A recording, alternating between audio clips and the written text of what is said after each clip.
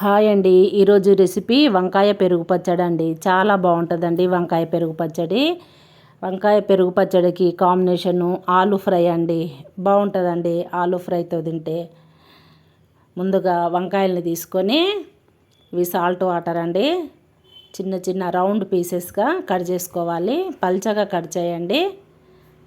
పల్చగా కట్ చేసుకొని రౌండ్గా కట్ చేసుకొని వాటర్లో వేసేయాలి. పెరుగును చిక్క పెరుగండి, గడ్డ పెరుగును గడ్డలు లేకుండా కలిపేసేయాలి. ఇందులోకి కావలసినవి ఒక స్పూన్ కారము, ఉప్పు, ధనియా పౌడర్, కొంచెం అల్లం వెల్లిపాయ పేస్టు, కొంచెం పసుపు, ఒక 2 స్పూన్ ఆయిల్ వేసేసి మొత్తం కలిపేసేయాలి. మసాలా మొత్తం కలపాలి. అన్నీ కలిసేటట్లు కలిపేసేయాలి. అల్లం వెల్లిపాయ పేస్ట్ అన్నీ కలిపేసి ముక్కలు ఇందులో వేసేయాలి. ఈ పేస్టులో వేసేసి మొత్తం ముక్కలకి కలిసేటట్లు ముక్కలు కలపాలి.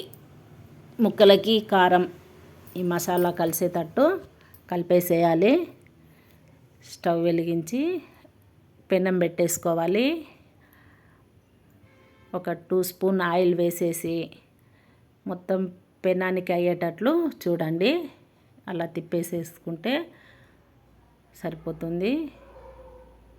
పెనంపై ముక్కలు పెట్టేసేయాలి. దూరంగా విడివిడిగా పెట్టండి. చక్కగా కాలుతాయండి.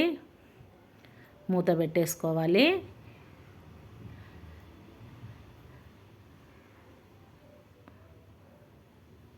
మూత పెట్టేసుకొని ఒక 5 మినిట్స్ తర్వాత తీస్తే సిమ్లో కాలవండి. హైలో కాలుస్తే ముక్కలు మాడిపోతాయండి. తక్కువ మంట మీదనే కాల్చేసేయండి. ఈ ముక్కల్ని మళ్ళీ తిప్పేసేయాలి. అటువైపు కూడా కాల్చుకోవాలి. గోల్డ్ కలర్ వచ్చేంత వరకు కాల్చుకోండి. మనకు ఏర్పడుతుంది.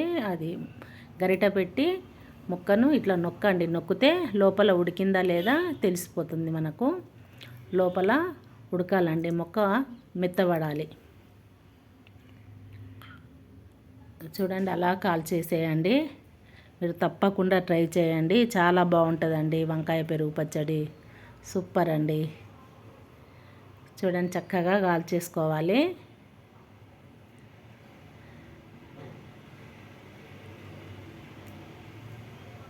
ఒకవైపు కాలినాక మరోవైపు తిప్పేసుకోవాలి. ఇవి కాలినవి పెరుగులో వేసేసుకోవాలి. ఇంకా కొన్ని మిగిలినవి మళ్ళీ పెట్టేస్తున్నా. ఇవి కూడా అట్లాగే కాల్చేసి పెరుగులో వేసేయాలి. వేసేసి కలపాలి. కొంచెం మసాలా మిగిలింది కదా ముక్కల పైన వేసేసాను. అలా పెరుగులో వేసేసుకొని ముక్కలు కలిపేసేయాలి. ఇందులో పోపు కూడా వేసేసుకోవాలి. స్టవ్ పై గిన్నె పెట్టేసి ఒక 2 స్పూన్ ఆయిల్ వేసి ఆయిల్ వేడెక్కినాక పోపు దినుసులు వేసుకోవాలి.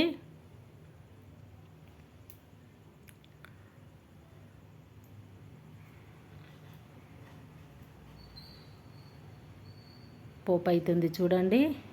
2 ఎండుమిర్చీలు కూడా వేసుకోవాలి.